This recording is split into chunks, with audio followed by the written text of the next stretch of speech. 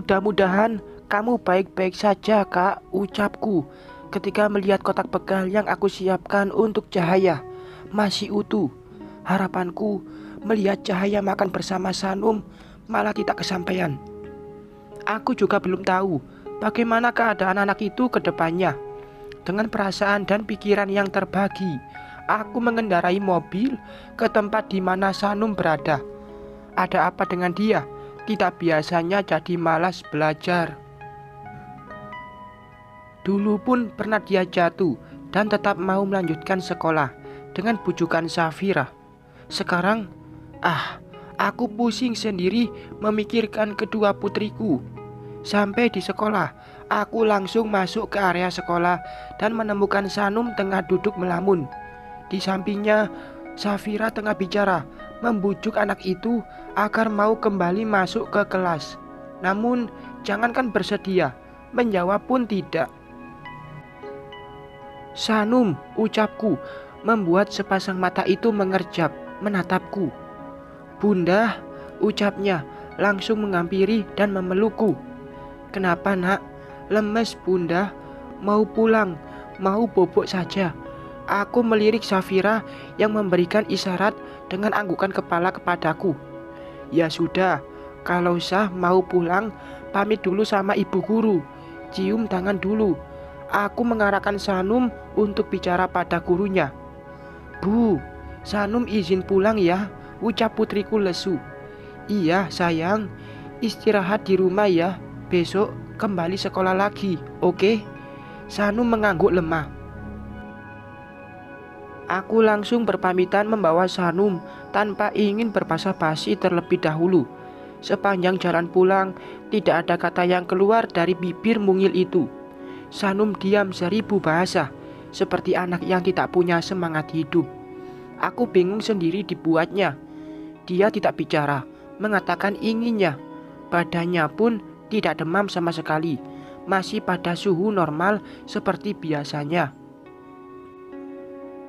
Mau bunda gendong, ujarku saat kami sampai. Dia menggelengkan kepala. Aku mengembuskan nafas kasar, ikut turun mengikuti putriku yang sudah keluar terlebih dahulu. Masih dengan kediamannya, Sanum masuk rumah setelah membuka sepatunya. Dia juga langsung masuk ke dalam kamar, lalu merebahkan tubuhnya tanpa mengganti seragam sekolah. Sanum, anak bunda yang paling cantik. Ada apa nak? Coba cerita sama bunda. Tadi di sekolah belajar apa? Tanyaku dengan hati-hati. Aku haus bunda. Tanganku terulur mengambil botol air minum yang selalu tersedia di kamar, memberikannya pada Sanum yang sudah beringsut duduk. Makasih bunda. Sama-sama sayang. Mau cerita? Tanyaku lagi, memancingnya bicara. Sanum tuh lemes. Gak tahu kenapa. Tadi padahal sudah makan, habisin semua makanan dari bunda. Tapi mau bobok aja. Sanum menjatuhkan tubuhnya lagi hingga tidur terlentang di atas ranjang. Aku tidak ingin memaksanya, membiarkan dia sendiri dan memilih membuatkan bubur kacang hijau untuk putriku. Mudah-mudahan makanan itu bisa membuat keceriaannya kembali. Seraya menunggu matang, aku kembali menghubungi Mas Sandi untuk menanyakan keadaan Cahaya di sana. Hatiku tidak akan tenang sebelum mendapatkan jawaban pasti. Num, Cahaya, dadaku berdetak kencang saat Mas Sandi mengucapkan nama putrinya. Kenapa dengan Cahaya, Mas? Sebenarnya apa yang terjadi? Tanyaku, tak sabar ingin tahu. Semalam aku dan Mawar bertengkar hebat. Aku keluar dari rumah dan tidur di kantor. Saat aku pulang, Cahaya sudah tergeletak di lantai. Dan barusan dokter mengatakan. Mengatakan apa? Dokter bilang apa, Mas? Aku kembali bertanya saat Mas Sandi tidak melanjutkan kata-katanya. Suaranya semakin lemah dan parau, membuatku berpikiran buruk. Mas, sentakku tak sabar. Cahaya, Num, Cahaya. Koma. Innalillahi, Allahu Rabbi. Aku tidak bisa membendung air mataku ketika Mas Sandi mengatakan keadaan Cahaya. Bayangan wajah ceria anak itu menari indah, melumpuhkan ingatanku. Tawanya, candanya, bahkan ungkapan cinta dia yang selalu spontan padaku membuat air mata semakin deras membanjiri pipi ini. Kakak, lirihku diselingi isak tangis. Doakan Cahaya ya, Num. Doakan agar dia cepat bangun dan sembuh, ujar Mas Sandi masih terhubung denganku. Aku mengusap kedua mata, menarik napas sangat dalam untuk menenangkan perasaan ini. Mas, apa yang terjadi pada ayah sampai dia mengalami koma? Tanyaku sangat ingin tahu. Kata dokter, Cahaya kena serangan jantung. Kamu pun tahu kalau Cahaya memang memiliki penyakit bawaan sejak lahir. Dan juga ada cedera di otaknya yang membuat Cahaya kehilangan kesadaran. Cedera otak? Apa Cahaya jatuh di rumah? Tanyaku lagi. Tidak mungkin akan ada cedera otak jika tidak ada benturan di kepalanya. Kemungkinan memang seperti itu, Num. Karena saat aku datang, Cahaya sudah tergeletak di lantai dapur dengan ada noda minyak di sampingnya. Aku juga tidak tahu apa yang hendak dilakukan anak itu, ujar Mas Sandi membuang napas dengan kasar. Aku diam, mencerna kata-kata Mas Sandi. Dapur, minyak, dan Cahaya tergeletak. Apa mungkin Cahaya hendak memasak karena lapar? Tidak mungkin Cahaya melakukan itu. Seingatku, tempat minyak ada di bufet atas yang tidak akan sampai jika Cahaya mengambilnya tanpa bantuan. Atau Cahaya menggunakan kursi dan akhirnya dia jatuh. Aku tidak percaya jika Cahaya berniat memasak. Selapar-laparnya anak itu, dia tidak akan berani menyalakan kompor. Biasanya Cahaya akan menggeledah isi kulkas jika perutnya sudah lapar dan makanan belum tersedia di meja makan. Aku tidak bisa berpikir. Selama aku tinggal dengannya, tidak pernah aku membiarkan dia menahan lapar terlalu lama. Jika menyuruh dia sabar karena makanan masih dimasak, aku pernah, dan itu terjadi saat Sanum masih berusia 2 tahun, sedang aktif-aktifnya berjalan. Mas Sandi, kataku memanggil pria itu. Ya, aku masih di sini. Sudah tanya Mawar atas kejadian di rumah? Aku kembali bertanya. Saat aku datang, Mawar masih tidur, Num. Dia pun tidak tahu jika Cahaya masuk dapur dan mengambil minyak. Dan kamu percaya? Apa kamu menuduh Mawar mencelakai anaknya? Oh tidak, kataku cepat. Aku hanya bertanya saja. Aku segera mematikan ponsel sebelum Mas Sandi berpikiran aku mencurigai istrinya. Entah kenapa aku merasa ada yang ganjal dengan pengakuan Mas Sandi tadi. Aku tidak percaya pada Mawar. Wajah Cahaya kembali datang, mengganggu konsentrasiku. Rasa ingin menemuinya muncul semakin besar, hingga membuatku tidak betah duduk. Egoku mengatakan, aku harus kembali ke rumah sakit melihat Cahaya. Namun, nuraniku menyadarkan bahwa ada anak lain yang harus aku urus terlebih dahulu. Sanum, aku tidak boleh melupakan Sanum. Bubur kacang hijau yang aku buat sudah jadi. Aku memisahkan sebagian kecil pada mangkuk untuk diberikan pada Sanum. Saat akan ke kamar, ternyata aku keduluan oleh dia yang berjalan menghampiriku. Bunda, iya sayang, sudah tidak lemas lagi. Mau makan bubur, ujarku menangkup kedua pipi cabai itu dengan lembut. Masih lemas, tapi aku mau makan itu. Sanum menunjuk mangkuk berisikan bubur yang sudah aku pisahkan. Aku menyuapinya makan hingga akhirnya dia berhenti dan menatapku lekat. Kenapa Sah? Tanyaku. Sanum, kok jadi ingat kakak ya, Bunda? Apa sekarang kakak sedang nangis ya? Dadaku berdenyut.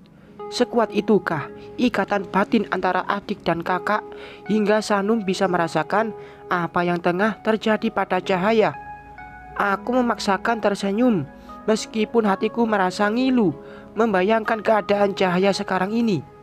Mungkin Sa, atau kakak sedang rindu adik kali, ujarku, kembali menyuapkan bubur pada gadis kecil itu. Kalau gitu, yuk kita ke rumah ayah bunda. Sebentar saja. Sanum juga kangen kakak. Aku berdehem. Tidak mungkin aku mengatakan kondisi Cahaya pada Sanum sekarang. Aku tidak ingin membuat dia sedih dan nanti malah enggan aku tinggalkan.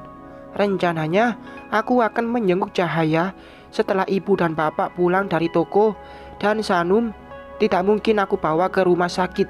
Sebaiknya jangan Sa. Nanti kalau mama Mawar marah gimana?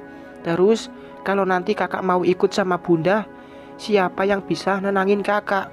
Ayah kan lagi kerja. Aku mencoba memberi pengertian pada Sanum. Gadis kecil itu diam sejenak, lalu menganggukkan kepala, tanda mengerti. Selesai makan, Sanum kembali ke kamar. Kini dia tiduran dengan pakaian yang sudah berganti dengan baju harian. Sedangkan aku pergi ke ruang tengah untuk menghubungi seseorang. Sony, apa pria itu sudah tahu jika keponakannya koma di rumah sakit? Sony, iya mbak, tanyanya. Kamu tahu Cahaya koma? Ya, aku sedang di rumah sakit bersama mama. Hembusan napas berat Sony terdengar hingga ke sini. Apa yang terjadi pada Cahaya pasti membuat pria itu shock juga. Aku pun ingin ke sana, ingin mendampingi Cahaya yang tengah berjuang antara hidup dan mati. Terus, gimana keadaan dia sekarang? Tanyaku lagi. Akan aku kirimkan gambarnya mbak. Kalau bisa datanglah sebentar, jenguk dia, ajak dia bicara. Mungkin akan ada keajaiban jika Mbak Ranum yang membangunkannya. Bagaikan dihimpit batu besar, dadaku terasa sesak membayangkan kondisi Cahaya yang mungkin tidak baik-baik saja. Air mataku kembali keluar dengan sendirinya. Jari-jari ini pun sibuk menghapusnya, hingga isak pun keluar membuatku sulit berucap. Mbak, masih di sana? Sony kembali bicara. Ya, aku di sini. Aku alihkan ke panggilan video saja ya, biar mbak bisa lihat langsung Cahaya. Aku tidak menjawab, menatap layar ponsel yang masih bergambar Sony, kemudian kini beralih dengan video. Kakak, liriku dengan air mata tak terkendali. Meskipun Sony mengambil video dari kaca kecil yang menempel pada pintu kamar rumah sakit, tapi wajah itu sangat jelas. Wajah 3 bulan yang lalu aku tinggalkan, tengah tidur pulas di dalam sana. Anak yang memanggilku berulang kali saat aku pergi, kini tengah berbaring tak berdaya dengan selang infus serta alat bantu pernapasan yang menempel di wajahnya. Aku menutup mulut, meredam tangis. Namun, isak tangis ini tetap keluar mengiringi air mata yang tak hentinya bercucuran. Kakak, bangun nak. Bunda rindu, ucapku lagi tanpa ingin mengalihkan pandangan. Entah siapa yang menangis, tapi telingaku bisa mendengar. Ada yang terisak dari seberang sana. Mungkin Mawar atau juga Mama yang juga tengah menemani Cahaya di rumah sakit. Benar kata Sanum, sekarang kakaknya itu gemuk. Terlihat dari pergelangan tangannya yang sedikit ada lipatan. Bahagiakah dia? Kakak hidup tanpa bunda? Jika iya, kenapa Sanum sering bilang jika kakak menangis terus dan minta ikut dengan adik? Aku bicara dalam hati, dengan mata terus memindai Cahaya. Rinduku semakin menggebu, rasa ingin menemui dia semakin mendesak. Setelah melihat anak spesial itu tidur tidak bergerak. Tuhan, izinkan aku untuk menemui dia. Meskipun sebentar, aku ingin memeluknya, menumpahkan kerinduan yang selama ini kutahan. Bunda, itu kakak. Allah, aku terkesiap saat Sanum berteriak dari arah belakangku. Refleks, tanganku menyimpan ponsel dengan terbalik supaya bisa berbohong pada Sanum. Namun, sepertinya terlambat. Sanum sudah melihatnya. Justru dia sendiri yang mengambil ponselku lalu melihat layar yang masih menampilkan cahaya tengah berbaring, tidak membuka mata. "Kakak, kenapa, Bunda?" ujar Sanum dengan bibir ditarik ke bawah. Matanya sudah mengembun dan bulir bening mulai berjatuhan. Aku memeluk Sanum, mengambil ponsel, lalu mematikan panggilan video dari Sony. Sanum yang semakin terisak membuatku tidak bisa bicara banyak dan malah ikut menangis dengan putriku itu. Aku mulai menjelaskan keadaan Cahaya pada adiknya. Aku juga mengatakan jika kakaknya itu akan baik-baik saja. Sanum pun meminta aku membawanya ke sana. Namun, aku memberikan pengertian jika anak seusia dia tidak boleh ke rumah sakit jenguk yang sakit. "Sanum, biarkan Bunda yang ke sana ya. Sanum tunggu di sini sama kakek dan nenek." "Oke," ujarku meminta. Sanum diam. Dalam hatinya dia ingin ikut pergi denganku. Namun dia pun tidak berani membantah ucapan yang tadi sudah aku katakan padanya. "Sanum, baiklah Bunda. Sanum tunggu sama nenek dan kakek. Tapi nanti Bunda foto kakak ya. Sanum mau lihat kakak," ujarnya dengan syarat. Aku mengangguk menyanggupi permintaan dia. Tanpa menunggu lama lagi, aku langsung membawa Sanum pergi ke pasar di mana orang tuaku berjualan. Ibu kaget dengan berita yang aku bawa. Mereka tidak menyangka kemalangan akan menimpa Cahaya. Setelah menitipkan Sanum pada ibu dan bapak, aku segera pergi ke rumah sakit untuk melihat anakku. Meskipun bukan lahir dari rahimku, aku pun tidak menyusui dia ketika bayi, tapi rasa kasihku begitu besar padanya. Tidak pernah aku memperkenalkan Cahaya sebagai anak tiri. Aku selalu bilang pada orang-orang kalau dia putriku, putri pertamaku yang teramat istimewa, anak dari surganya Allah. "Rarum," Mama mengelurkan tangan ke arahku saat aku sampai. Kami saling berpelukan dan menangis bersama-sama, menguatkan. "Gimana ayah?" tanyaku pelan. "Dokter bilang tipis, Num." Ku pejamkan mata, memendung air yang terus keluar tanpa henti. Tipis, itu artinya kemungkinan dia untuk bangun sangat sedikit. Allah, jangan ambil Cahaya dariku. Mama melepaskan pelukannya. Aku memindai orang-orang yang ada di sini. Tidak aku lihat Sony di sini. Hanya ada kedua orang tua Cahaya, juga Mama saja. Kemana Sony? "Boleh aku masuk melihat Cahaya?" tanyaku, melihat pada Mama dan Mas Andi. "Tidak perlu. Kamu tidak memiliki hubungan apapun dengan anakku," jawab Mawar. "Tidak mengizinkan." "Jangan dengarkan dia. Kamu boleh masuk melihat Cahaya. Siapa tahu dengan adanya kamu, Cahaya bisa bangun melewati masa kritisnya." Mama mengusap lenganku, mempersilahkan masuk ke ruangan di mana Cahaya dirawat. Aku mengangguk, kemudian menghampiri pintu, lalu membukanya dan masuk seorang diri. Detak jantungku kian berpacu cepat saat kaki ini semakin mendekati ranjang di mana Cahaya tertidur. Cengeng, aku kembali menangis seraya menggenggam tangan yang sering mencubit pipiku sewaktu dulu. "Assalamualaikum kakak." "Kak, Bunda datang," ucapku lirih menahan tangis. "Kakak, bangun sayang, ceritakan pada Bunda apa yang telah terjadi padamu.